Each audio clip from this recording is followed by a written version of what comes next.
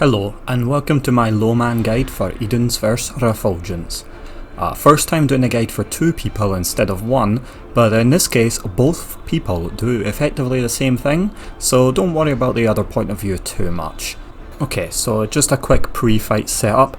This is actually doable at around item level 700, which makes it really accessible. The only caveat is that you need a tank with a lot of self-healing and decent mitigation. Warrior and Paladin are the easy mode choices. Paladin is absolutely the easiest. But Gunbreaker and maybe Dark Knight could work if you are proficient in them and know their toolkit well. I believe it's possible to also do one tank and one healer for this fight, but I've never tested it, and the only thing that may cause the trouble with that is Akmorns in the last phase. I will mention later that even though if the healer dies there, it's probably still possible for the tank to finish it off. DPS will likely not be able to do this just yet, but I do believe in this expansion they may be able to survive a little bit longer. No potions are necessary, food's helpful but not necessary, and hyper potions from Eureka Orthos are helpful for the add phase, but they also are not necessary. Now let's get into the actual guide. I'll explain most of the mechanics here, but just know that if you do get hit by them as a tank, you can pretty much ignore every one of them, aside from a few like Light Rampant. You will only get a damage down for most of them, so it's not really something you need to worry about. The first mechanic she will do in this phase will either be Biting Frost or Driving Frost. There will also be two green mirrors and one larger red mirror. If Shiva casts Biting Frost, you simply go behind her and then all the way to the south, slightly to the side the red mirror is on. Then just move through to the left or right depending which side you were on. So if you were on the left side, you would just go to the right. Driving Frost is actually just the opposite. You go in front of her and then you go between the two green mirrors and then you just move to the other side, like between the north green mirror and the red mirror. I'll put a diagram just so it's a little bit easier to follow. So Diamond Frost is the next mechanic. It's pretty simple. Just you and your friend stand on one of the little floor markers that you can see I'm standing on in the video, and then just move slightly in front of her hitbox. You should avoid all the lines, but you'll likely just get a damage down anyway, so it's not really that big a deal if you do get hit by them. As soon as you're unfrozen, if you want to dodge the next 3 puddles, you should just start moving in any direction until all 3 AoE puddles have dropped.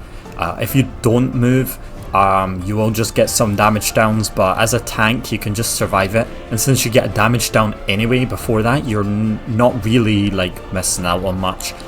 So I think it's better to just sit there and just take all of the hits. But if you're really struggling, just do what I said and move to avoid all the puddles. You will be slowed, but if you have a healer you can actually slow yourself by using Asuna. After that she will do whatever Driving or Biting Frost she didn't do at the start of the fight, but with no mirrors, so simply just go in front of her or behind her as is appropriate. She will also hit you with a tank buster called Double Slap. It hits a little bit hard, but as a tank it's not really that big a deal, and it does leave you with a physical vuln afterwards, but she only hits you a couple of times, so don't worry too much about that. And just like in normal mode, when she turns into her light mode, you will have to look away, otherwise you will get stunned. She's then going to use either Axe Kick or Scythe Kick. If it's Axe Kick, you just run far away from her, and if it's Scythe Kick, you just get underneath her. Actually, if you really want to be safe, you could just stand far away from her and you'll dodge both, but I don't really think it's necessary. You can just run in and out if you need to. Okay, so next up is Light Rampant, which I'm sure so many people are actually here for, but actually it's extremely easy. All you do is just stand on the boss hitbox, separated from your partner, and make sure you're not standing in the tower.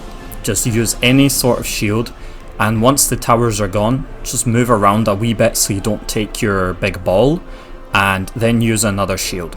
If you have a warrior, you can literally just use Shake It Off, and you're done for the rest of the phase. Once you take the beam from the boss a second time, you can either just run into your orb if you have good shields, or you can walk around a wee bit and let the orb get small and then go inside it. Just make sure you do not go in any of the towers at all, because if you go in the towers you'll probably get a stack of light, and if you get to 5 light stacks you die. And the entire thing is, if you just don't go in any of the towers and you use some shields, you should end with like 3 or 4 stacks of light, so it's pretty easy. For the final part of phase 1, she will summon 4 mirrors and use whatever axe kick or scythe kick she did not previously use. So if she uses axe kick, you just go away from her and then you just go into the middle of the arena. If she uses scythe kick, you just go underneath her and then you go to any one of the mirrors. Whatever attack she uses after that doesn't really matter. If you're just spread away from each other and use any cooldown, you'll survive it. Now there is one extra tip you can use, and this is especially good for tanks. If you know that it's going to be scythe kick here, just go to any one of the mirrors after light Rampant and bring the boss with you. That way you can stand underneath her and she'll be right next to the mirror, so you could just stand underneath her and the mirror and you don't even have to move. But this only works for scythe kick. For axe kick you'll still have to run away. Make sure after this that one of you is at the left and one of you is at the right when the boss jumps away. Okay, so ad phase. There's not too much tips I can give for non-warriors, but I will try to speak in general terms so that anyone watching can transfer this knowledge to whatever class they're playing. There are many ways people can do this phase, but use the fact that you can let up to 3 enemies in the middle to your advantage. The first thing that will happen is a raid wide on both sides. This will do 50% of your maximum HP, and every time ads spawn, this will happen, so it will happen 4 times. So make sure you're gaining HP back during each set of ads.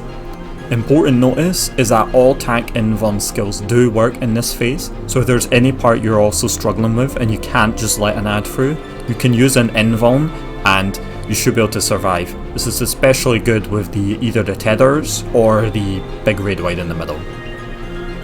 So what ads do we have here? We've got one ad that won't be targetable, but will have a glowy tether. Just stand in front of it to stop it from hitting the middle.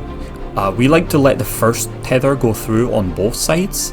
This means that the next tether would do basically no damage, and there would only be 2 tethers that we actually had to mitigate for. As a warrior, using blood wetting early on is very good because it can actually let you use it later.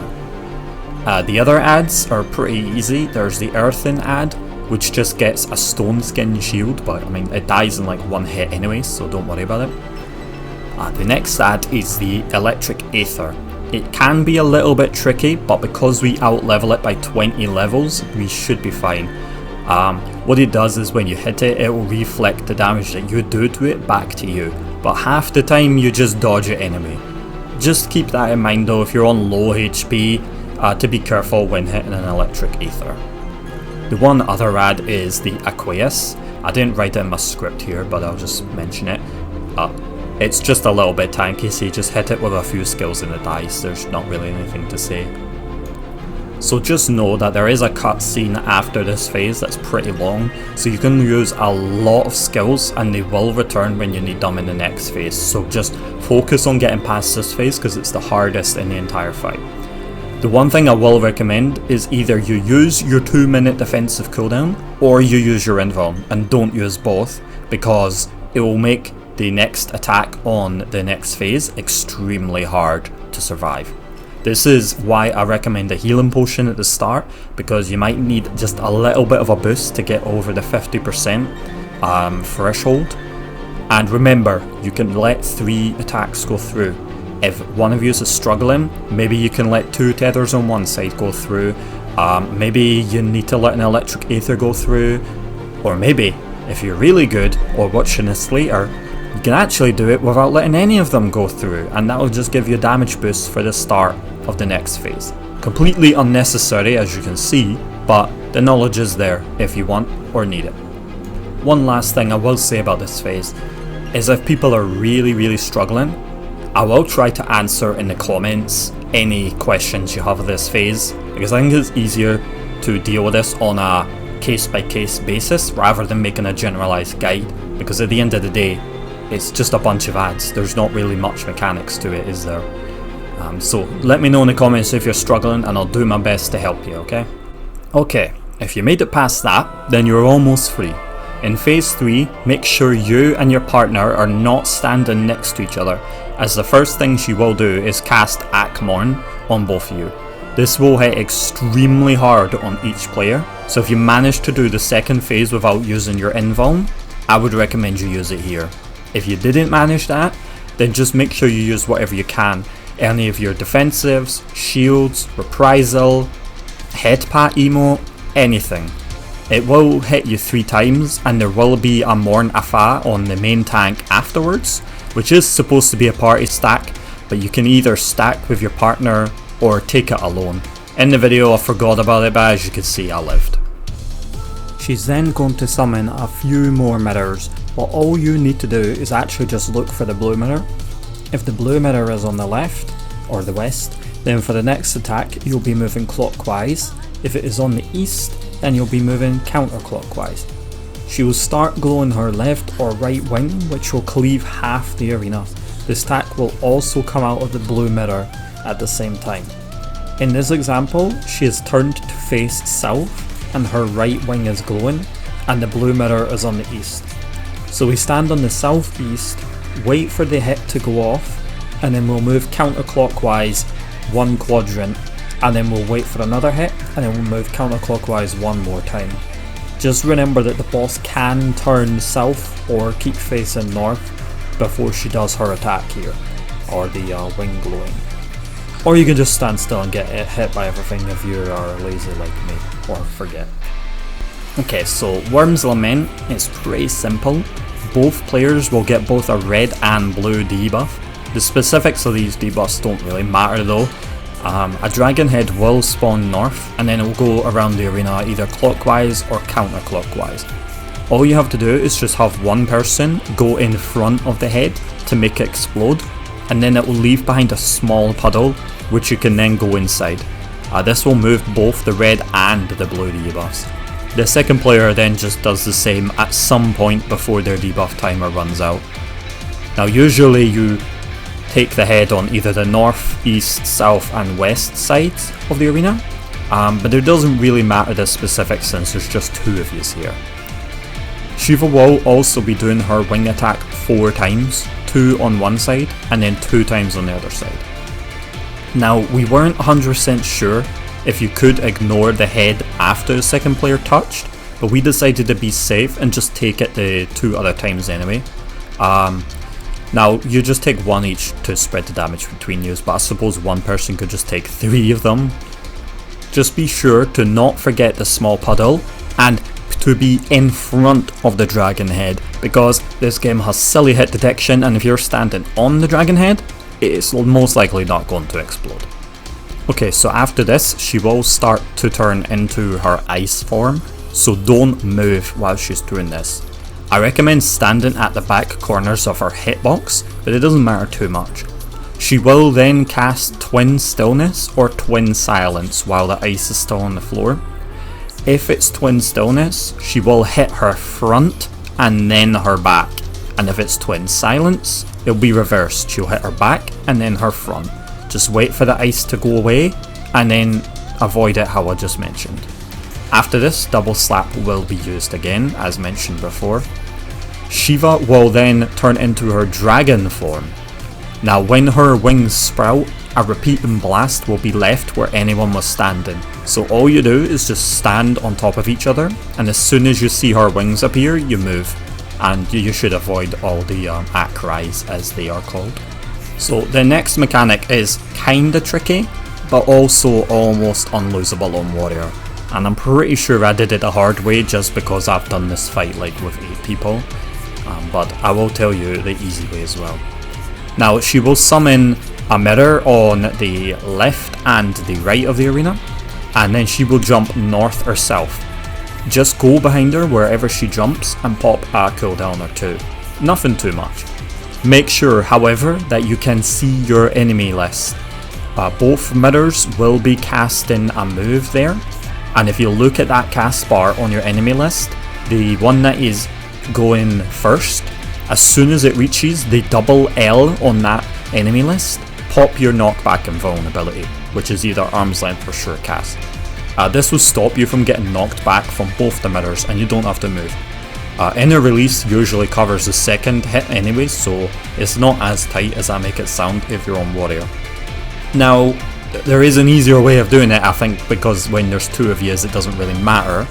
I believe you could just go in front of the green mirror after Shiva's done her attack, and then she will knock you back over to the red mirror, and then the red mirror will knock you back over to the green mirror, and you won't really get hit too much. You won't get knocked off the arena either, that's for sure. This is where you will likely kill her after this, but if not, just for you guys, we had a run where I died, so I can show you the rest of the fight with my dead body on the floor and my friend doing the rest. It only gets to Wyrms Lament 2, but doesn't really matter because if you get there you're probably going to die anyway. So, there's going to be a bunch of mirrors around the arena, and the boss will be turning into her light mode. Simply what you must do is look away from her and the blue mirrors at the same time until they finish. Then look away from the green mirrors until that blast happens, and then finally just look away from the two remaining red mirrors until those go off. There will be a proximity AoE, but even on content minimum item level you could survive this with like one shield, so being level 100 won't really matter if you get hit by that. After this, she will use either Embittered Dance or Spiteful Dance. For Embittered Dance, just get underneath her and then far away from her, and for Spiteful Dance, just get far away from her and then underneath her. My previous tip about outranging Scythe Kick applies here too. And next, what she will do is she will turn into her dragon form again, so stack up and then move when the wings come out. There will also be a mirror now that will be doing a cast. This cast is the same move that happens when she turns to her dragon form. So as soon as it finishes, you move again and there will be an Akmorn right there. So just do the exact same as what you did the first time the Akmorn appeared. Most classes will have an invuln up for this one, so it should be easier even if you used it at the start. Okay, so Icelit Dragonsong is up next, but honestly it's pretty much the same as like Rampant but easier. Just stay out of the towers and slightly away from your partner and you will get past this. Make sure you pop a cooldown or so and keep a little bit healed, as there's just a little bit of damage coming out, but as long as you're not stacked on each other, don't go in the towers, and make sure that you have some shield. The one light little laser thing that comes out of the middle will not be a problem. If somehow you are still fighting here though after that mechanic, move the boss to the north of the arena. She will turn her ice form on, so just do not move. Make sure you're standing in front of her at the north of the arena. The ice will go away, but still do not move. She will turn into a dragon form and the mirror is going to cast the ice again. As soon as the mirror finishes casting the ice, move south and you will slide through the boss south and the Akrai will still be up at the north. Just make sure you don't get tricked by the first ice. Okay, the final mechanic is Wyrms Lament 2. Now good luck here because there's at least 2 Akmorns to deal with and I'm pretty sure there's actually 3. As you can see in the video, this is as far as we got, so I don't actually have any footage of this mechanic properly, but I can theoretically explain what you would have to do. She's going to cast Akmorn, and then a dragon head will appear north and south at the same time. You would solve the Akmorn with either an invuln or mitigation, the same as before, and then both you and your partner must take the dragon head at the same time. One of you take the north, one of you take the south. There's then going to be another Akmorn straight after that, and then you would need to take another dragon head, and then there would be another Akmorn after that, I believe. If by some miracle you survived, or you're watching this in the future but somehow didn't kill it like way before, then congratulations, that's like the hardest part of the fight, and honestly, I think that's harder than anything else in this fight, and it's probably a funner challenge than actually doing the fight, and the rest of it is just some random attacks. There's nothing new there until she enrages. Thank you so much everyone for watching this guide, and if you beat this challenge then congratulations and enjoy whatever it is you want out of it, whether that's glamour, mount, minion for some reason. Congratulations. Now this one was quite long compared to my last few guides, I believe. Actually just recording the script, but it seems pretty long. But I think it deserves to be longer, unlike my first few, because it's actually kind of difficult, and my first few was like Nidhogg Extreme Paladin. Did that need to be like 30 minutes? I don't even remember how long it was, 30 minutes or something, like it was stupid. Please don't watch that video. And I hope you enjoyed. And if you have any questions or any information that we don't actually have yet, then please post it below. If there are any other fights that you would like a low man or a solo guide for, or even just a clear video, then let me know. I love doing these, and even though I don't have that much audience retention just yet, I still like to make them because I think they're fun, and the few people who do see this get helped. I'll definitely try everything, even if I think that it's not going to be possible, because who knows, I thought this wasn't going to be possible until I tried it. Take a look at some of my other solo videos, except from the Paladin one, because it's shit. Most are out of date due to levels and gear, especially my most famous one. I don't really know why people keep watching that one, because anyone can go into T9 and just do it in like 2 seconds, but apparently it's got like 20,000 views for some reason. But the God Kefka Reaper guide, that one is still relevant, so I recommend watching that one. You can solo on tank and stuff, but I was the first one to post a Reaper video, so watch that one. Or don't. And make sure that you have a good day. Bye bye! I stole that from my nephew.